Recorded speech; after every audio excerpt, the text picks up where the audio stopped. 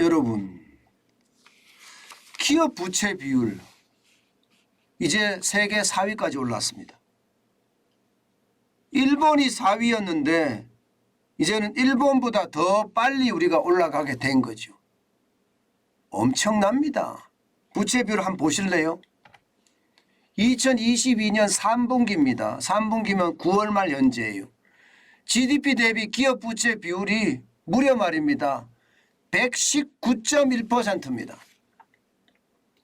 GDP라는 게 대한민국 국민이 한 해 동안 생산하는 모든 서비스와 제품의 합계를 이게 GDP라고 이야기할 수 있잖아요. 그런데 이 GDP보다도 기업 부채가 19.1%가 많다는 거예요. 온 국민이 일해서 여러분 1년 동안 일해서 기업 부채도 못 갚는다는 뜻입니다. 그만큼 기업 부채가 굉장히 빠르게 늘어납니다. 여러분 이걸 한번 보세요. 놀랄 노자입니다. 비금융 기업의 부채 113%에서요. 1년 사이에 119.1%까지 늘어났죠. 무려 늘어난 숫자를 보면 말입니다. 5.9%가 늘어났습니다. 5.9%가. 5.9% 진짜 많이 늘어났죠. 이렇게까지 1년 새에 늘어나는 이유가 뭘까요? 기본적으로 말입니다. 문재인 정부의 경제정책의 실패에 기인합니다. 이게 통제 방역을 핵심적으로 하다 보니까요. 기업들이 팔로가 없었어요. 수출은 그나마 할 수 있었지만 내수는 영업시간 제한을 하죠. 사적 모임 금지를 했죠. 그것도 짧게가 아니라 2년 1개월 동안 지속적으로 하는 바람에 이게 실물경제가 무너지고 결국 말입니다. 실물경제가 무너지니까 소비가 무너지면서 생산경제까지 동시에 무너진 탓입니다. 그러니 비금융 공기업 입장에서는 어떻게 할까요? 비금융 기업 입장에서는요. 돈 빌려서 버틸 수밖에 없었던 거예요. 돈을 많이 빌리니까 기업 부채 비율이 폭등하는 겁니다. 여러분 기업 부채 비율이 이렇게까지 늘어난 데는요.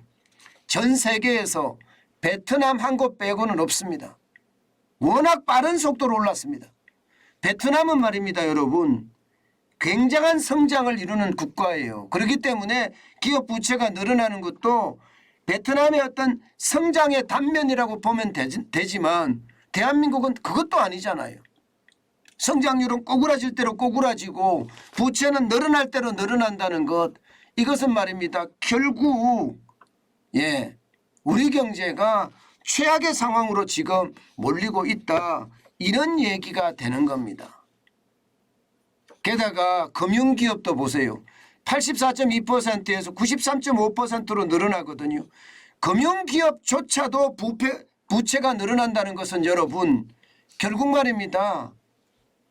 지난 5년 동안 1년 차이에 지금 이야기지만 지난 5년 동안 문재인 정부의 경제는요. 완전히 망쳤다, 이렇게 이야기할 수가 있습니다. 그 결과가 결국 부채 비율이, 기업 부채 비율이 세계 4위까지 올라가는 그런 상태를 맞았습니다. 여러분 1위가 홍콩입니다. 278.1%입니다. 뭐 홍콩이야 도시국가니까 그렇다 치자고요. 중국이 2위입니다. 159%입니다. 중국은 여러분도 알다시피 언제든 무너질 수 있다는 게 이거거든요. 기업 부채 비율이 워낙 높기 때문에. 게다가 싱가포르가 그 다음인데 150.3%입니다. 여기도 도시국가니까. 사실상 대한민국 119.1%는요. 사실상 2위예요. 부채 비율이 진짜 많다는 거. 일본이 지난 2분기만 하더라도 118.5%에서 118.9%까지 늘어났긴 하지만 한국이 더 많이 늘어나서 4위로 올라선 겁니다. 4위로. 굉장히 빠른 속도로 올라섰죠.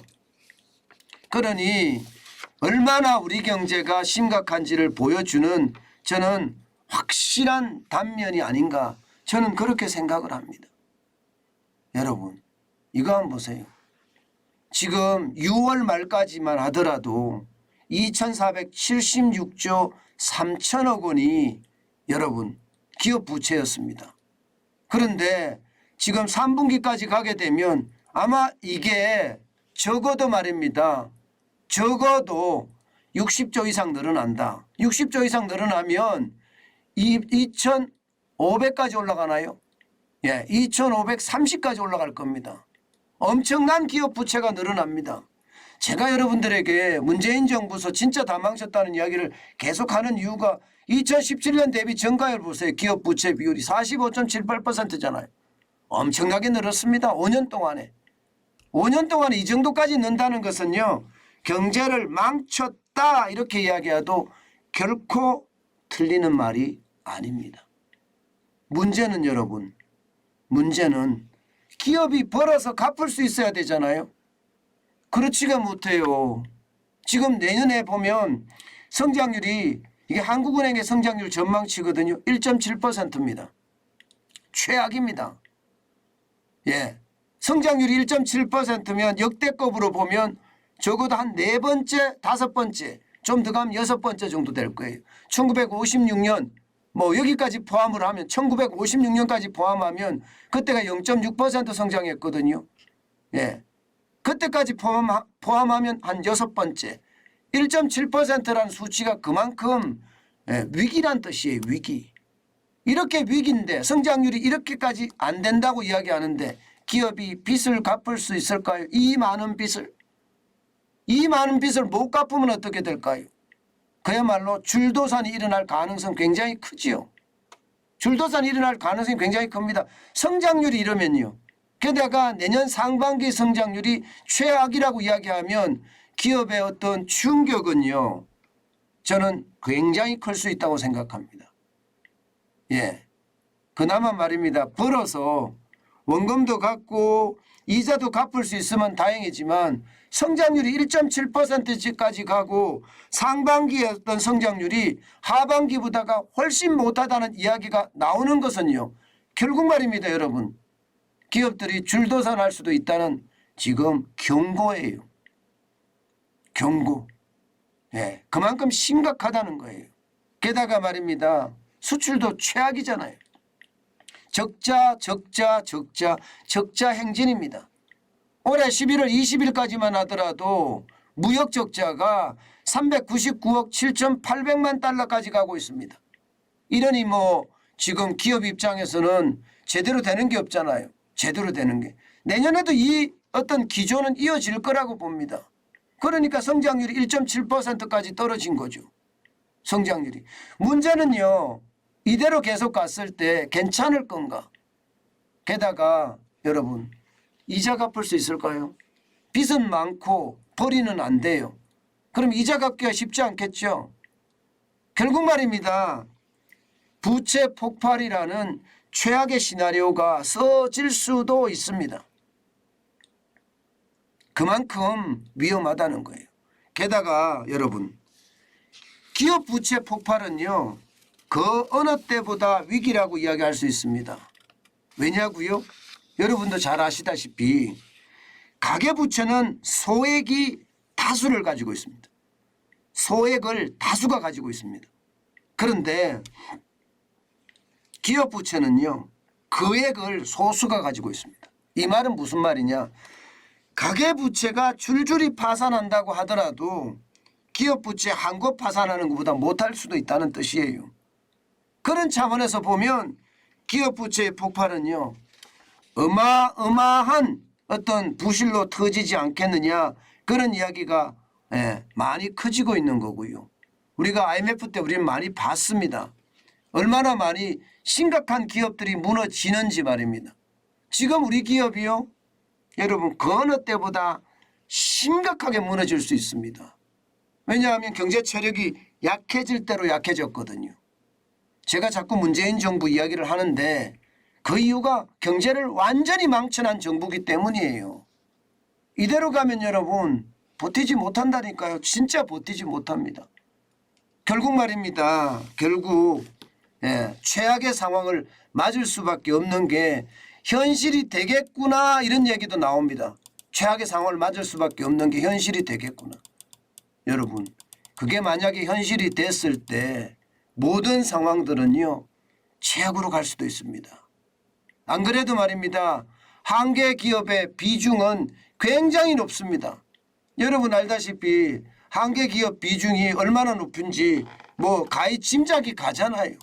이게 대기업도 한계 기업 비중이 5개 기업 중에 1개라고 이야기하거든요. 5개 기업 중에. 예, 이게 예, 규모가 좀 잘 되는 그나마 말입니다. 예, 잘 나간다고 하는 기업들도 지금 5개 중에 1개는요. 예, 지금 한계 기업이라는 이야기가 나와요. 이 말은 여러분 벌어서 말입니다. 이자 못 갚는다는 뜻이. 그러면 원금을 갚을 수 있을까요? 여러분 원금을 갚기도 굉장히 어렵습니다. 원금을 갚기도. 그래서 저는 충격이 될 수도 있다고 저는 계속 생각하는 게 그 이유입니다. 그런데 더 큰 문제는 여러분, 더 큰 문제는 이게 좋은 기업만 우리가 이야기했을 때도 5개 중에 1개라 그랬잖아요. 그런데 좋은 기업으로 하지 말고요. 국세청에서 법인 신고 자료 이거 다 포함해 보자고요. 그럼 우리나라의 국세청의 법인 신고 자료를 제출하는 영리기업의 수는요. 85만 8,566개입니다. 그러면 그중에서 한계 기업은 얼마나 될까요? 여러분 놀라지 마세요. 여러분도 아마 진짜 깜짝 놀랄 텐데요. 저도 진짜 깜짝 놀랐습니다. 이거예요. 40.5%입니다. 이것도 2021년 기준입니다. 2020년에는요 40.9%예요. 그러면 여러분 이게 심각하게 이야기하면요 2개 기업 중에 1개 기업 정도가 지금 벌지를 못한다는 뜻이에요. 그러면 빚은 천지지 예 지금 벌지는 못하지 완전히 줄줄이 무너질 수 있다. 이런 얘기가 나오는 것도 진짜 최악의 상황이다. 이런 생각 저는 진짜 많이 합니다. 여러분 우리가 예상했던 것보다가요 지금 기업의 상황은 진짜 어렵다 이렇게 이야기합니다. 이렇게 되면 지금 최악의 상황으로 넘어갈 수도 있습니다. 게다가 중소기업은 어떨까요? 저는 중소기업이 줄줄이 넘어간다고 생각을 해요. 왜냐하면 안 그래도 어려운 데다가 지금 화물연대 전국적으로 파업하고 있잖아요. 저는 이게 엄청난 영향을 미칠 겁니다. 예, 엄청난 영향을 미칠 거예요. 결국 말입니다.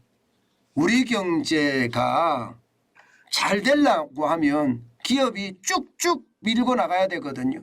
지금 그렇지 못하다는 것. 그게 실질적인 충격이 되지 않을까 싶습니다.